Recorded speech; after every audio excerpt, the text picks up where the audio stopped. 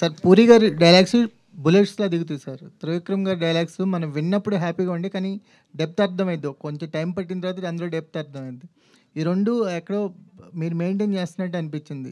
అదే sir problem ఏమైందంటే, అది లేని బరువు ఒకటి తీసుకొచ్చి నెత్తి మీద కూర్చోబెట్టేస్తున్నారండి. యాక్చువల్లీ కథ ఏది డిమాండ్ చేసింది అది రాశాను డైలాగులు, అంతేగాని పూరి గారి లాగా రాయాలనో లేకపోతే త్రివిక్రమ్ గారి లాగా రాయాలనో డెఫినెట్లీ కాదండి. కథ అడిగింది రాశాను అంతే.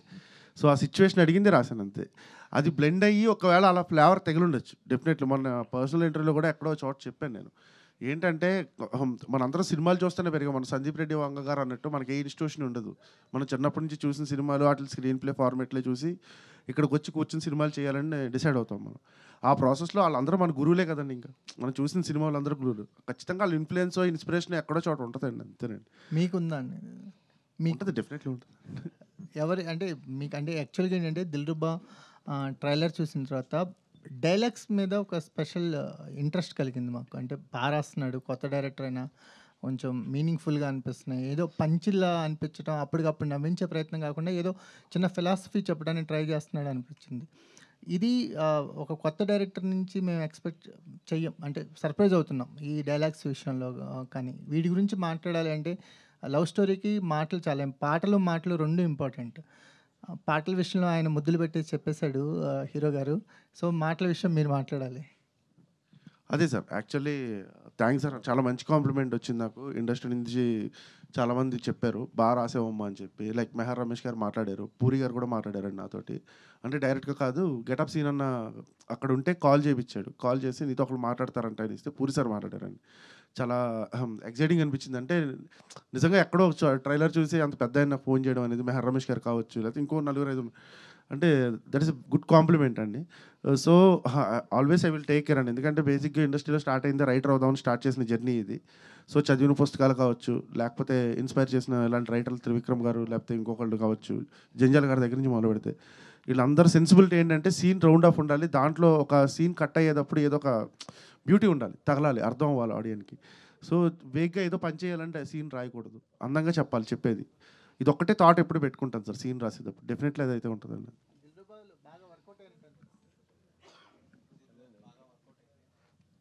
సినిమా మొత్తంలో వర్కౌట్ అయింది ఏంటని అడుగుతున్నారా? మాటలు అనేవి ఒక స్పెషల్ మెన్షన్ తీసుకొస్తాయి దిల్రుబాక్ అని మాకు అనిపిస్తుంది. స్పెషల్గా అంటే ఈ మాటల గురించి కూడా మాట్లాడుకుంటారు. డెఫినెట్లీ అండి, అది one of the plus point అండి, అంతే. One of the plus point. మిగతా చాలా ఉందండి సినిమాలో. పాటలు కావచ్చు, ఫైట్లు కావచ్చు, వాట్ ఎవర్ సిచ్యువేషన్స్ కావచ్చు, the performance of the artist కావచ్చు, ఇలా చాలా ఉన్నాయండి. అంటే అన్నీ ఒకటే ఎక్కువ ఉన్నా మనకు ఎగటొస్తుందేమో. అన్నీ అందంగా ఉన్నప్పుడే అందంగా ఉంటుందేమో అది ఫుడ్ టేస్ట్ కూడా. సో అలాంటి ఒక మంచి ఫ్లేవర్ ఉన్న బిర్యానీ టైప్ అంతే. కిరణ్ గారు హాయ్ అండి. అయితే బేసికల్లీ ఇప్పుడున్న జనరేషన్ ప్రకారం ఎక్స్ ఎప్పుడైతే లైఫ్లోకి బ్యాక్ వస్తుందో వాళ్ళిద్దరూ సెట్ అవుతారు. బట్ మీరు రివర్స్లో మీ ప్రజెంట్ని సెట్ చేయడానికి అన్నారు. సో ఈ స్టోరీ చెప్పినప్పుడు ఈ జనరేషన్కి తగ్గట్లుగా లేదు అనిపించలేదా? లేదండి, ఈ జనరేషన్కి ఇది అవసరం. చాలా మంచిగా అనిపించిందండి. మీరు అన్నట్టు ఎక్స్ మన లైఫ్లోకి వస్తే ఏదో గొడవలు అయిపోతాయి, ఇప్పుడు మనకున్న లవ్ ఏదో డిస్టర్బ్ అవుతుంది అన్నట్టే అందరం ఆలోచిస్తాం. కానీ ఎప్పుడైతే తిను నాకు కథ చెప్పినప్పుడు ఎక్స్ మనకు కేర్ టేకర్లా మారితే ఎలా ఉంటుంది, ఎక్స్ వచ్చి మన లైఫ్లోకి నిజంగా మన తప్పులన్నీ తెలిసి వాళ్ళు మన కేర్ టేకర్ అయ్యి మన ప్రజెంట్ లవ్ని ఏదైనా మనకు ప్రాబ్లమ్స్ ఉంటే సెట్ చేస్తే ఎంత బాగుంటుంది అన్నది చాలా క్యూట్ ఎమోషన్ అండి. మీకు సెకండ్ హాఫ్ ఆ ఎమోషన్ మీకు చాలా బాగా నచ్చుతుంది. అయితే మీరు ఒక ఈవెంట్లో ఈ సినిమాని ఎక్స్తో చూడండి అన్నారు కదా. చాలామంది ట్రోల్స్ కింద ఏమంటే వాళ్ళ హస్బెండ్ ఊరుకుంటాడు అనుకుంటున్నారా అని, ఇట్లాంటి ట్రోల్స్ ఏమైనా చూసారా? దాని మీద మీరు ఏమంటారు? అది చూశానండి, నేను చాలా పంపారు చూశాను. నేను ఓకే అది ఫన్నీ నోట్ అని కాదు, కానీ ఈ సినిమాలో మేము మంచి ప్రయత్నం చేసాం. మామూలుగా ఎక్స్ అనగానే మనం ఏదో గొడవలు అరుచుకోవడాలు అది కాకుండా ఎక్స్ వచ్చినా కూడా మనం వాళ్ళు మంచిగా ట్రీట్ చేయొచ్చు అనేది ఈరోజు మీకు సినిమాలో అది అర్థమవుతుందండి. మీరు సినిమా నుంచి బయటకు వచ్చిన తర్వాత ఎక్కడే కానీ మీకు ఇబ్బందికరమైన సీన్స్ కానీ ఎక్స్ ప్రజెంట్ మధ్య జరిగే అలా ఏముండదండి. చాలా మంచిగా డీల్ చేసాం, మంచి ఎమోషన్ ఉంటుంది. మీరు బయటకు వచ్చినప్పుడు అరే కిరణ్ అది మంచిగానే చెప్పాడు, నిజంగానే ఎక్స్ ప్రజెంట్తో చూసినా సరే పెద్ద ఇబ్బందిగా ఉండదు అనే ఫీలింగ్ మీకు వస్తుంది. అయితే మీరు ఒక 10 మందిని అంటే హెల్ప్ చేస్తాను ఆర్థికంగా అంటూ చెప్పారు కదా. అంటే ఏ విధంగా చేస్తారు? బేసికలీ ఏంటంటే హీరోలు కావచ్చు, చాలామంది ఇట్లా స్టేజ్ల మీద చాలామంది చెప్తుంటారు ఇట్లా చేస్తా అట్లా చేస్తా, బట్ దాన్ని ప్రూవ్ చేసుకున్న ఆర్టిస్టులు కొంతమందే ఉంటారు. సో మీరిచ్చిన స్టేట్మెంట్ ఎంతవరకు బిలీవ్ చేయొచ్చు అంటారు? ఎట్లాంటి సాయం చేస్తారు? నేను ఆల్రెడీ చేయడం స్టార్ట్ చేసిన తర్వాతే ఈ మాట చెప్పానండి. I mean the process. నేను ఆల్రెడీ కొన్ని చేస్తున్నాను. అది ఎలా ఏంటి అన్నది వీఆర్ వర్కింగ్ అవుట్. ఎలా చేస్తే రైట్ పీపుల్కి అది రీచ్ అవుతుంది, ఎవరికి పడితే వాళ్ళకి కాకుండా రియల్లీ ఎవరైతే ఇంట్రెస్టెడ్ ఉన్నాడో రైట్ పీపుల్కి. ఎందుకంటే చాలామంది అప్రోచ్ అవ్వచ్చు, కానీ మనం అందరికీ చేయలేము, మన మన పరిస్థితి కాకపోవచ్చు. కానీ ఎవరికైతే చేస్తున్నామో ఒక రైట్ వేలో చేద్దామన్నది మేము ప్లాన్ చేస్తున్నాం. అది ఏంటి అన్నది త్వరలో నేను ఎలా ఏంటి అన్నది ప్రాసెస్ నేను చెప్తానండి. బట్ మేము already we started something. And content oriented సినిమాలు చేసి సక్సెస్ కొట్టడం ఒక ప్రాసెస్, కమర్షియల్ సినిమాలు చేసి ఆ సక్సెస్ కొట్టడం వచ్చే కిక్కు అది వేరు. సో అంటే మీరు ఈ రెండో పాయింట్ విషయంలో ఎక్కువగా ఆశిస్తున్నారు, ఈ కమర్షియల్ ఫార్మాట్లో సక్సెస్ కొట్టాలి, ఆ కిక్ ఆస్వాదించాలి, అది ఇంకా మనకి ఇంకా మిగిలే ఉంది అని చెప్పి ఆ లోటు ఏమన్నా మీకుందా ప్రస్తుతం? అలా ఏం లేదు సార్, ఆ లోటు ఏం లేదు. ఆ లోటు ఎస్ఆర్ కళ్యాణ మండపంలోనే తీరిపోయింది సార్. ఎస్ఆర్ కళ్యాణ మండపం is a proper commercial film, అదేం లేదు. బట్ అందరికీ ఏంటంటే సార్, ఒక young hero commercial cinema try చేసినప్పుడు మెప్పించడం అన్నది కొంచెం కష్టం సార్, అంత ఈజీ కాదు. ఇప్పుడున్న సినారియోస్లో యాక్షన్ ఉంటుంది, లేకపోతే ఇది ఏంటంటే చూసేటప్పుడు ఎలా ఉంది, మేము 100% కాదు ఇంకా కొంచెం ఎక్కువ ఇస్తేనే అది రీచ్ అవుతుంది. ఐ హోప్ మీకు దిల్రుబా సినిమాలో నేను ప్రయత్నించిన ప్రతి ఫైట్ కావచ్చు, లేకపోతే ఈ ఈ చిన్న కమర్షియాలిటీకి తగ్గ ఆస్పెక్ట్స్లో నేను కనిపించింది ప్రతి ఒక్కటి నేను మిమ్మల్ని ఇంప్రెస్ చేస్తానని నేను అనుకుంటున్నాను సార్. Let's see. అంటే కొంచెం ఎగ్జామ్ నడుస్తూ ఉన్నాయి. సో ఈ సీజన్ అనేది కొంచెం అన్సీజన్ లాగానే కనపడుతుంది. కొంచెం ముందు వచ్చి ఉంటే, అంటే మీరు ముందు చెప్పినట్టు February 14th వచ్చి ఉంటే ఒక బెనిఫిట్ ఏమైనా ఉండేదంటారు ఎట్లాగా?